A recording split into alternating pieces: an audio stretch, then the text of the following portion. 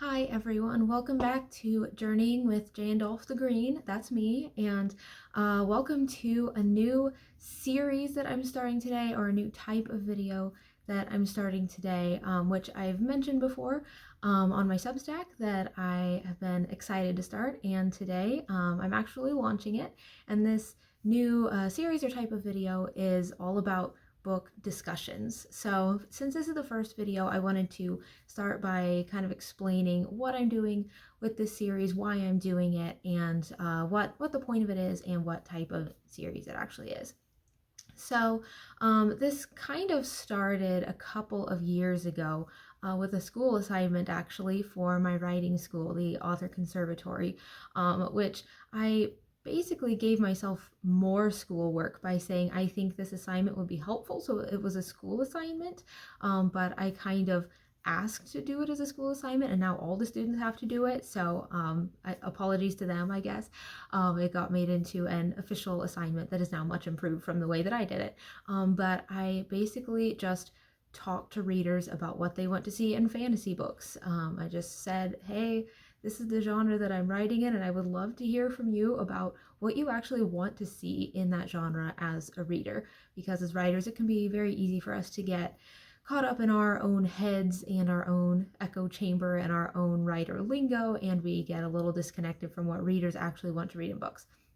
So I talked to 11 readers 2 years ago. If you were one of those 11 readers, thank you so much, because it has been really, really helpful. I have gone back to those conversations so many times and revisited what we talked about, and it has been extremely helpful. And now that it's been a couple of years, I thought it would be helpful to expand that conversation to the rest of you and to let you guys in on that and let you share your thoughts also. And one reason for that is, I would like to hear more about what you fantasy readers want in books as a writer. Like, that is helpful for me.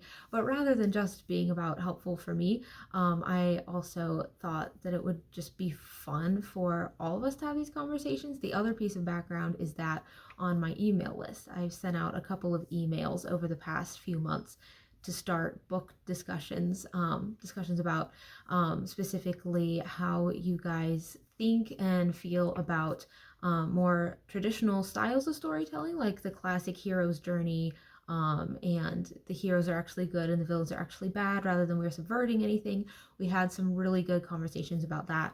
And then secondly, zeroing in on heroic characters and what you guys think about heroic characters, what makes a character heroic, how can a character be both relatable and heroic.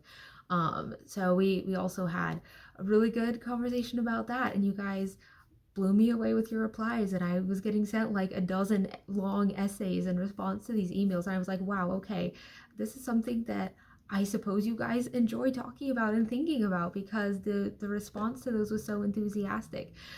So again, the idea with this series is to expand that to a wider group of people, and the video format, I hope, will be fun and engaging for that. And now that I'm bringing this conversation to YouTube/Substack, there are comments. So it's not just one-on-one conversations between me and a reader, but this allows you guys to actually talk with each other.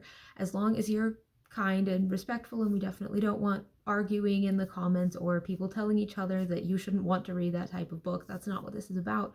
The idea is more that those who are looking for similar books can find each other. And maybe if you see someone in the comments saying, I really wish I could find this type of book, and you know of a book like that, reply to that comment and be like, hey, I have a recommendation for you. Have you heard of this book? Have you heard of this author or this series? And I may do that as well. Go through the comments and be like, hey, I know of this book that has some of the elements that you're looking for. And hopefully we can help each other find really good reads that fit with what we are most looking for in books. Because I spend a lot of time looking at books and finding out about new books. It's kind of part of my job, and I still have a really hard time finding 5-star reads that are everything that I'm looking for in a book. So I think it would be really cool if we helped each other find more books that are what we're looking for, because sometimes even with the millions of books that come out every day, it can still be really challenging to find what you are looking for in a fantasy book. So those are some of the reasons that that I thought I would give the series a try and see what you guys think, see if it's something that you like and something that you want to do more of. And I think it would be really cool for more readers to communicate with more authors about what they want to see in books. And maybe if this series helps you think through what you really want to see in fantasy books, maybe you'll have other opportunities to talk to fantasy authors who are already published, maybe even big name fantasy authors, and let them know, hey, I love what you're doing. I love this aspect of what you're doing in your books, and I wonder if you've ever considered really leaning into this aspect of books, because I would love to see more fantasy books with this in them, and I think a lot of authors would really appreciate that, and then you as the readers get to have more and more of a voice in the books that are coming out, and the books that are published are books that readers want to read, and that just benefits everybody. So the discussion that I picked for this video, I guess I didn't entirely pick it myself, because this is just the concept that came up most frequently in those conversations with readers that I had 2 years ago, which is not really what I was expecting. I thought it was really interesting. And the most common thing that readers told me they want to see in fantasy books is relatable characters. And the most common frustration that they had with fantasy books was characters who did not make sense to them, characters they just couldn't follow. And again, that wasn't necessarily what I was expecting for fantasy books. I wouldn't have expected characters, and especially relatable characters, to be the number one thing that readers were looking for. Now, I've found that I more and more am drawn to books that have that really strong character element. I used to be more drawn to books because of the elaborate world building or the high action or the mystery or what have you, and I still find those things really interesting and I still enjoy them a lot, but I find more and more that I, in my reading, gravitate toward the books that have the really strong character development, even over the books that have some of the other things that I used to think were my priorities. And the character relationships as well kind of tend to determine how much I like the book, even more than the fantasy elements, even though fantasy is still by far my favorite genre to read. So I think that's really interesting. And I found it especially intriguing as a writer because I felt like it kind of pushed back on some advice that I'd heard, or at least the way that I had been interpreting some advice. So a bit of a behind the scenes look into how my mind was responding to this as a writer is that there's a lot of advice sometimes about creating unique characters and not just having a generic everyman character as your protagonist. And I don't think anybody, when they say relatable character, is asking for a bland character. I don't think that's what relatable means at all. But I did find it interesting that people weren't telling me that they wanted to see character aspects that they had never seen before. What they cared more about was being able to see themselves in that character, in a sense. They cared about being able to follow that character's journey in a logical way, which I'll talk more about in a second. But we talk so much as writers about creating unique and interesting characters, and I think sometimes we maybe go a little too far off the deep end of how can I make this character like nobody else ever was, and I don't think that's what readers are asking for. And additionally, as a writer, there's a lot of pressure that we feel to jump right into the action and to keep the pacing very fast throughout the book. There always has to be something happening, always has to be conflict. Every chapter has to end on a cliffhanger. And one of the things that readers actually expressed frustration with was not spending as much time as they would like with the characters before the main conflict and after the main conflict, which again, I just found so interesting because we as writers feel like we have to keep up with 15-second TikTok videos. We have to keep up with action movies streaming on Netflix. We have to keep up with all of this visual media that offers an immediate dopamine hit. And I think some readers definitely enjoy fast-paced stories. Obviously, I can enjoy a very fast-paced story. It's not that everybody wants things to crawl along at a snail's pace, but at the same time, books offer a unique opportunity to slow down with the characters in a way that doesn't make as much sense in a visual medium. Because if you have a movie or a TV show and you just have a couple characters sitting around and talking for a long period of time, it's going to feel boring visually because nothing is changing visually. Whereas in a book, you can actually do that because we're following the characters' emotions and thought processes way more than we're following what's happening visually. Because it's a word medium, as long as things are happening in the words, things don't necessarily need to be happening visually as much. So I think the slower pace that allows for more character development, we as writers can sometimes feel like it's a weakness for books, but I think if we do it right, it should and can be a strength for books and a way that books can offer something that a visual medium can't, or at least can offer a depth of something that doesn't come through in a visual medium.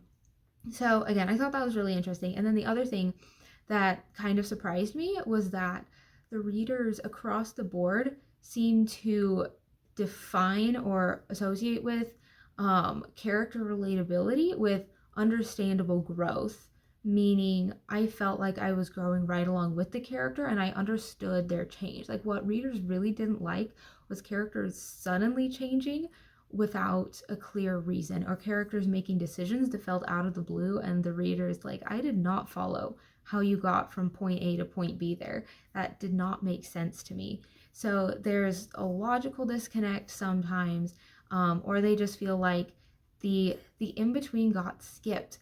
And again, as writers, we can feel like the book's going to be more interesting if I skip everything that isn't the really big moments. But you have to balance that with remembering that going from big moment to big moment is only going to make sense if what happened in between bridged the gap, and if we actually see the step-by-step progression from how the character was at the beginning of the book to how the character was at the end of the book. And that's just not something that you can rush, and that's not something that you can do entirely during a very fast-paced cut to the chase kind of scene. So that was something that I found really interesting, and I would be really interested to hear from you guys your thoughts on pacing in books and how fast you actually are looking for your fantasy books to be. And I'm sure it varies book to book to some extent. Obviously, not every book has to have the exact same pacing to allow for the exact same degree of character development. But in general, how fast do you want your books to be? How much quick action are you willing to sacrifice for character development versus how much time with the characters are you willing to sacrifice for it to be fast paced and easy to get through the book more quickly, I guess. Like what's your priorities there, and where do you feel like the book crosses the line on one side or the other of being too character focused or not character focused enough? I would be really curious to hear more perspectives and opinions on that. I would also be curious to hear your thoughts on uniqueness versus relatability. Not that those two things are necessarily in conflict, because a character who's very unique can still have a journey that we very much relate to. So uniqueness and relatability aren't mutually exclusive, but like I'm curious how much an everyman character bothers you, because we complain about bland everyman main characters, but also some of the most successful stories that have sold the most books ever have relatively everyman protagonists. There's a reason why that's sometimes done. So I'd be interested you guys' thoughts on that and how much you want to be able to kind of project yourself onto the main character, and how much you don't want to be able to, or maybe projecting yourself onto the main character isn't what you think of as relatability at all. I would love to hear more about that. And also what else makes a character relatable, because I'm sure being able to logically follow the progression of their growth isn't the only thing. I did think it was interesting that none of my readers said I relate to characters who look like me or who come from the same background as me, or even necessarily who have the same struggles as me. Like I'm sure those are all factors, and I'm sure those are all things that can have to do with a character's relatability. But it seemed like feeling like I was right along with them on their journey was generally what made readers most feel like they related to a character versus any of the other things. So So yeah, I'm curious if that is also what makes a character feel most relatable for you, or if there are other things that that primarily make a character feel really relatable. And to zoom out even farther, do you agree with this selection of readers that relatable characters are one of the most important factors, if not the most important factors in a fantasy book? Or do you come to a fantasy book like, maybe there could be relatable characters or maybe not, I don't care as much, I'm more looking for this other part of the story, and I'll forgive unrelatable characters if it has this thing in it, is that what's most important to you or not? Are there other story elements that that trump relatable characters for you? So I'm really curious to hear what you all have to say. I would love for you guys to have a really great, uplifting, respectful discussion in the comments, and I will plan on being in the comments as well. If you are subscribed to my Substack and you get this as an email, then you can also just reply to the email. And if you would rather have a one-on-one conversation with me than in the comments, then we can do that over email. And if you're watching on YouTube, there will be a link to join my Substack below so that you can do that. And I am excited to hear from you guys. Let me know what other book discussions you might like to have, and if this is the kind of video and post that you like to see. And I will see you in the next one. Bye.